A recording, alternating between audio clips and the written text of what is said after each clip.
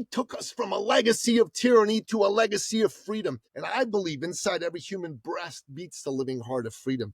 And the Islamic Republic of Iran is the locus of evil and tyranny in the modern world.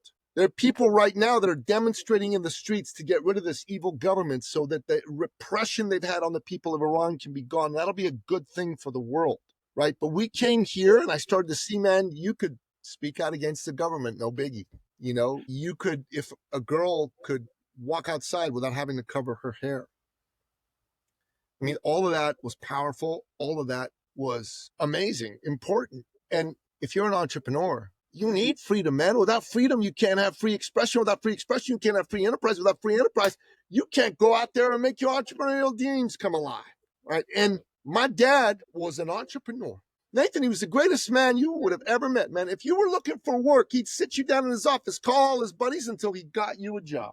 Nathan, if you were trying to start a business, he'd sit you down in his office. He'd listen to your ideas, give you advice, connect you with his contacts to get you access to capital, customers, even if you were competing with him, because he didn't really believe in competition. And if you were his friend and you were trying to buy a car or a house and the bank wouldn't quite give you enough, you need an extra 1,000, 2,000, 5,000, whatever the case may be, Dad would write you a check for the balance as a loan. And if you tried to pay him back, he'd say, get out of here. Don't insult me. That's what a legacy to come from. That's incredible. Very inspiring. Yeah. You know, one of the things that we talk a lot about in the science fiction and fantasy world, I want to circle in on is we talk about the revolution against the empire, right? The rebellion against the evil empire. You come from that background in real life. And so how does coming from that background, and it's still going back in your home country, how does that skew your perspective on the West and things that maybe we take for granted? Well, I just feel really grateful to